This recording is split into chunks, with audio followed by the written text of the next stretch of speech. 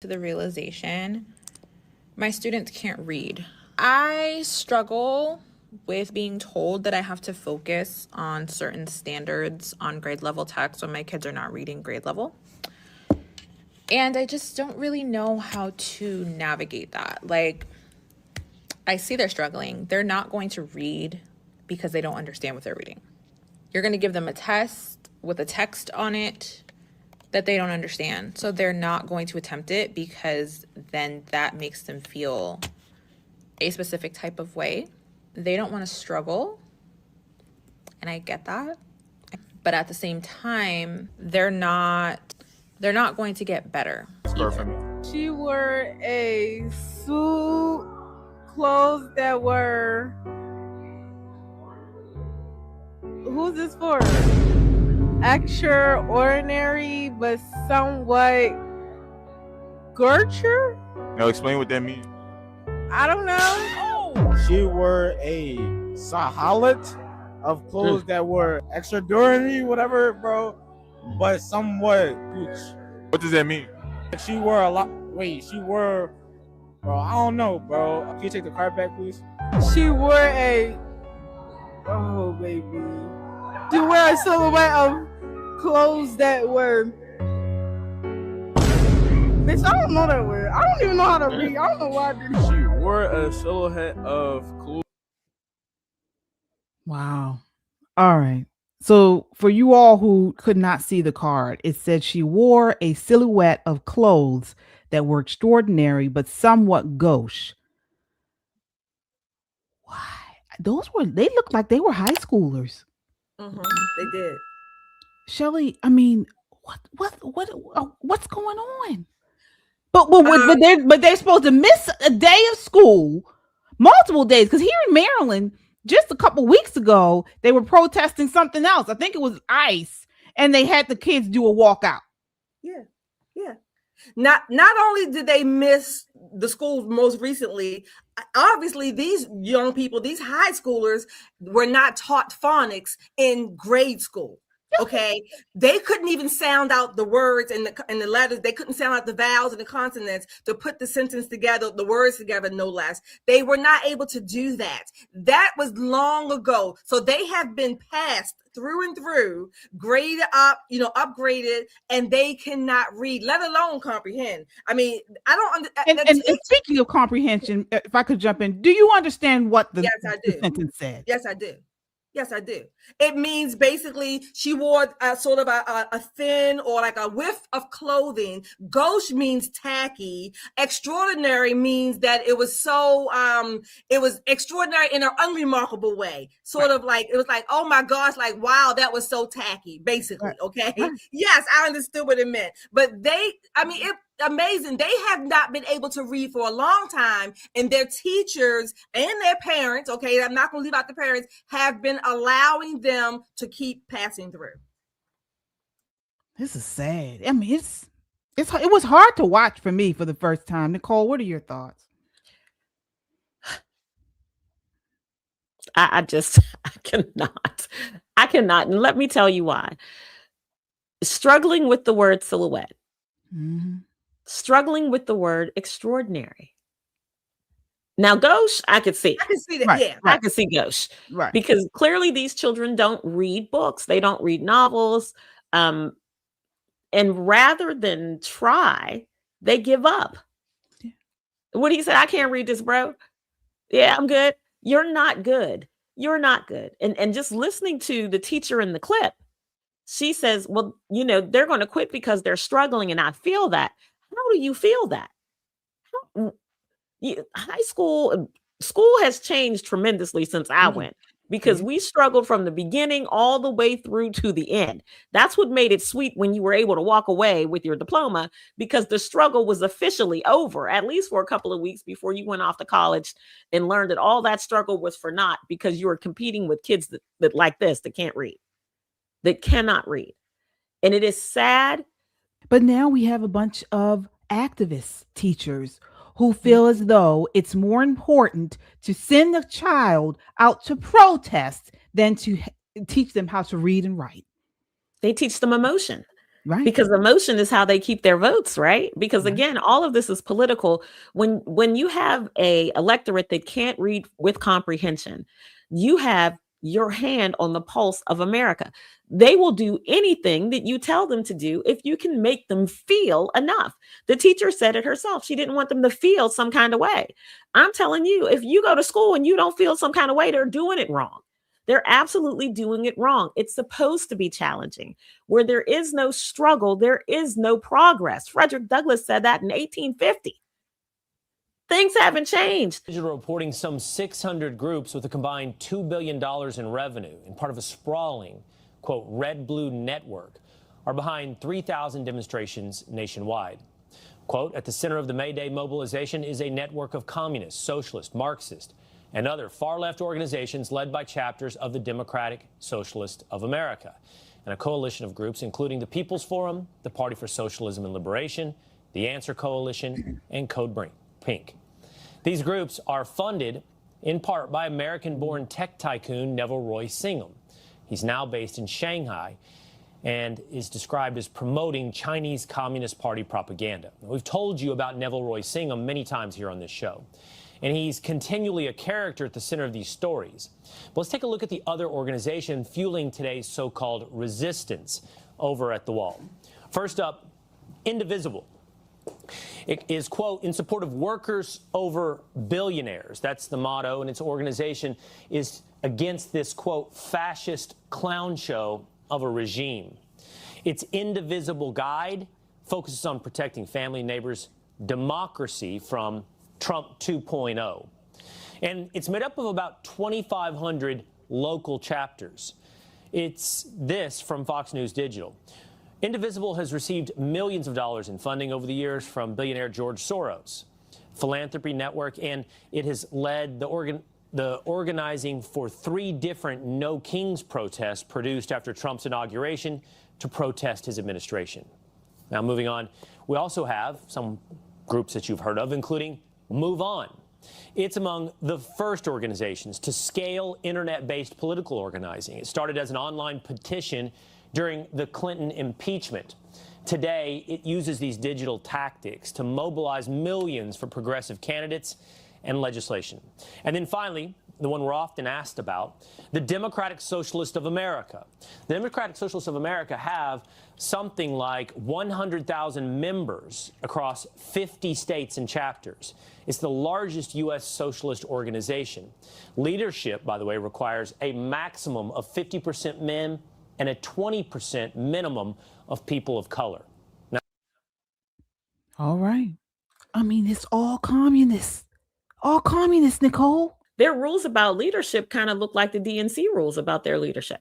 Mm-hmm. You know, you got to have a man, you got to have a woman. There's got to be a person of color. There's got to be someone who, you know, does not, quote unquote, have a gender. They make it so that it gives the appearance of diversity, but it's really not diverse because they all have the same thoughts, right? There's no diversity of thought there. What we see in these organizations is their zeal to change America for the worse, to change America into something flat, into something communist, into something that we don't recognize. And they'll spend whatever they have to spend to do it. George Soros, Roy Neville, these are men who made their money in capitalist societies, and they're trying to tear it down so none of us can make our money in the capitalist society.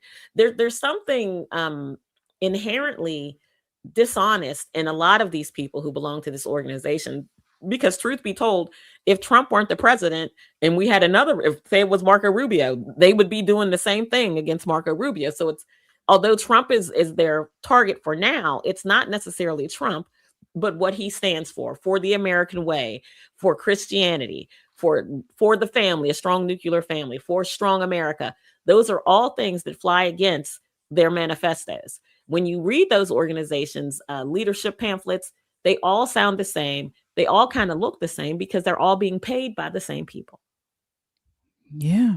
Yeah. I mean, that guy that they mentioned, Neville Roy Singham, he's an American tech mogul, but he is a self-described Marxist. He lives in Shanghai. He's got deep ties to the Communist Party. And he's all throughout. He's married to one The of lady the in Cold Pink. right, the Cold Pink, right. Mhm.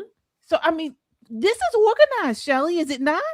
People may be mistaken, but communism, if you will, Marxism has an organizational structure, and the purpose of it is to keep those. There's always somebody on top. Okay, the Roy Nevilles and the Jody, I think her name is Evans or whatever her name is, Cold Pink lady. They want to be on top, and they want to maintain their position. So they have to work to keep everyone else dumbed down, because there always needs to be a hierarchy. There is a hierarchy in Marxism, and it ain't you. Okay. It's everybody else, it's them and whomever else. So notice he's a billionaire.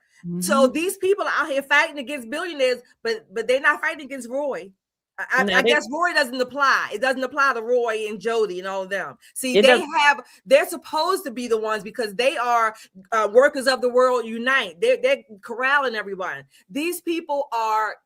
It's sinister. It's very sinister. It's so warped. And all of these young people that the parents are allowing to be subsumed into this, you're going to reap what you sow.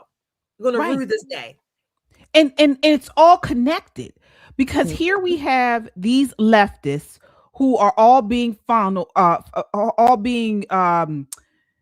bankrolled by communists. And then communism is connected to the whole Nazism thing. And now we see, where was it? Is it in Maine or Michigan? Somewhere they have a Nazi, this guy who's a Nazi. Maine. What's his name? Oh, it's in Maine. It's in Maine. Maine, right. They have that candidate there that's running for office. And now all the Democrats are backing him. And he has a Nazi tattoo on him. He is a self-proclaimed Nazi. He's got a Nazi tattoo, but I saw a clip where, believe it or not, what's her name? Abby Phillip was kind of pressing Democrats about, now, if this were a Republican and he said that he got this Nazi tattoo and it doesn't really mean anything. And her big point is this person has slammed people of color, especially Black people. It has said misogynistic things about women. Would we be so quick to turn a blind eye? And this young Democrat is sitting there going, well, we're going up against Trump. So, no holds barred. That makes no sense. Either you stand on your party platform or you do not. Who are you as a human being? Who are you? What do you stand for? Power. That's what they don't care. This is what it's all a grift. They don't care. They do not care about inclusivity. They don't care about Black people. Okay. They only care about power and control. And how can they use stupid idiots who fall for this crap? Okay. How can they use these people to gain power and control and to maintain this power and control? And if the guy is a tattooed Nazi who has made nasty claims, racist claims about minorities and things, so be it. Yeah, to do what they got to do. You hear Hassan Pikert, he's the hottest Democrat in the nation right now. Best friends with Zoran the moron. And he says America deserved 9/11. Yeah. Yeah. This is why we've said it before, said it once, said it again. At some point, the race, the sex is subservient or below the hierarchy. The hierarchy is maintaining the communist Marxist party, if you will. The hierarchy is the party overall. Those are other tools that they use to get there. But if you don't subscribe to the party, then your status is going to be knocked down even further. So and listen, folks, don't think that Zoran the moron is one off. He's not. They've got a mayor out in Seattle. I think her name is Katie something or another. She's worse. Oh, yeah. Listen, money is Starbucks is leaving. Money is running from her city faster than she can count. And you know what she had the nerve to say? Bye. Yep. Knowing that they have probably one of the worst open air drug markets in this nation. Walking downtown Seattle, you'll see used Narcan, used needles all over the place. It is not a nice place to live. Imagine it without the resources to provide clean needles and have people come out and clean the trash off the streets. When all of the money people are gone, that means the middle class has to fund their foolishness because they're not going to give up on the foolishness. They're not going to give it up. No. And as you mentioned, I think it was you, Shelley, at the top is power and control. And that's what the most important thing to these people are. It takes us back to this, the left's worship of collectivism over individualism. And this is what America was founded on: individualism, individual freedom, liberty. Okay. And so this is why the left continues to push not just, within political parties, but to the education system, to our children. They hate American prosperity. All right, folks. And so they hate the idea of free markets and things like that. And so today it's these teachers unions radicalizing our kids, talking about open borders, tax the rich. We had a video where they're talking about eat the rich, while ignoring how these policies crush the working class they claim to love. It's really sickness. It really is, folks. I hope people are waking up. This is why it's so important. Please share this broadcast, share it in a DM, share it in a text message, put it on your social media, because we got to get the word out, because we are in trouble if they get into power nationally, like on a broad scale.